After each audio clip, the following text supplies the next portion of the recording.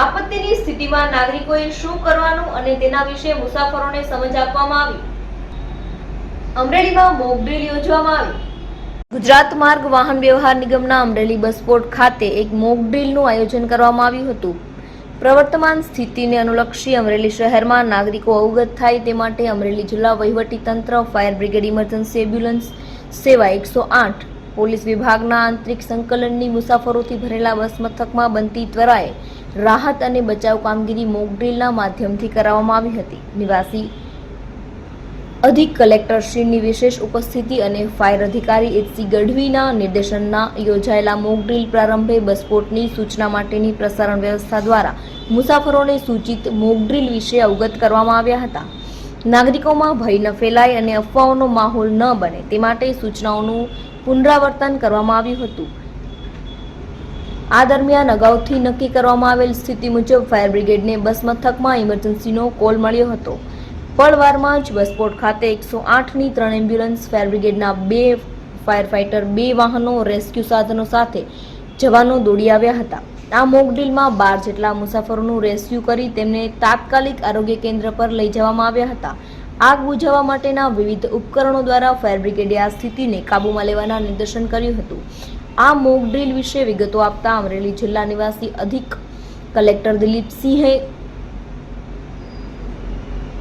કહ્યું હતું કે સંભવિત યુદ્ધની સ્થિતિનું નિર્માણ થાય તો આ પ્રકારની સ્થિતિમાં નાગરિકોનો બચાવ કેવી રીતે કરવાનો તેની જાણકારી નાગરિકોને મળે અને જાહેર સ્થળોએ આવી ઘટના બને ત્યારે નાગરિકોએ કેવો પ્રતિભાવ આપે તે જાણવા માટે આ મોક ડ્રીલનું આયોજન કરવામાં આવ્યું હતું। આ સંજોગોમાં આંતરવિભાગીય પ્રતિભાવ કેવો છે તેની વિગત પણ આ પ્રકારની મોક ડ્રીલ દ્વારા મળી રહી છે। મોક ડ્રીલમાં ફાયર બ્રિગેડ, ઇમરજન્સી એમ્બ્યુલન્સ સેવા 108, પોલીસ વિભાગનું આંતરિક સંકલન સારું કર્યું છે। મોક ડ્રીલ પૂર્ણ થયેથી નાગરિકોને વિવિધ પરિસ્થિતિમાં તેમણે શું કરવું તે અંગે તેમને માહિતગાર કરવામાં આવ્યા હતા। મોક ડ્રીલના સમાપન બાદ મુસાફરોને જાહેર સૂચના પ્રસારણ સિસ્ટમ પરથી માહિતી આપવામાં આવી હતી અને મોક ડ્રીલ દરમિયાન સહયોગ બદલ આભાર વ્યક્ત કરવામાં આવ્યો હતો। મોક ડ્રીલના સમાપન બાદ બસ વ્યવહાર પૂર્વવત કરવામાં આવ્યો હતો। આ મોક ડ્રીલમાં અમરેલી પ્રાંત અધિકારી Mahesh Nakiya, fire officer એચ.સી. Gadhvi, emergency સેવા 108, પોલીસ વિભાગ, આરોગ્ય વિભાગના અધિકારીઓ અને કર્મયોગીઓ જોડાયા હતા।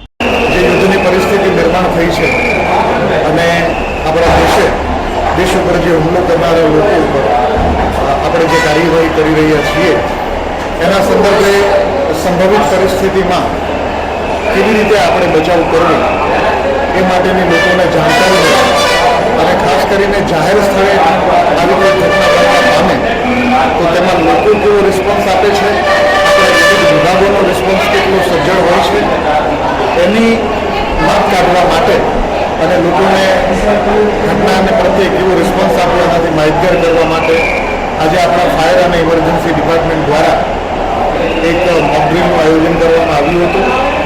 આ મોક ડ્રીલમાં આયોજન દરમિયાન જે ફાયર ડિપાર્ટમેન્ટ, પોલીસ ડિપાર્ટમેન્ટ, 108નું ડિપાર્ટમેન્ટ આ બધા દ્વારા જે રિસ્પોન્સ આપવામાં આવેલો છે એ ઘણો પ્રોમ્પ્ટ રિસ્પોન્સ છે, તુરંતનો રિસ્પોન્સ છે અને આ મોક ડ્રીલ પતી ગયા બાદ લોકોને જે આપણે જાણકારી આપવામાં આવી છે એનાથી એઓ સારી રીતે માહિતગાર બનેલા છે અને આ જ પ્રકારના આપણે અમુક વધારાના કાર્યક્રમો પણ જુદા જુદા સ્થળે કરવા માગીએ છીએ।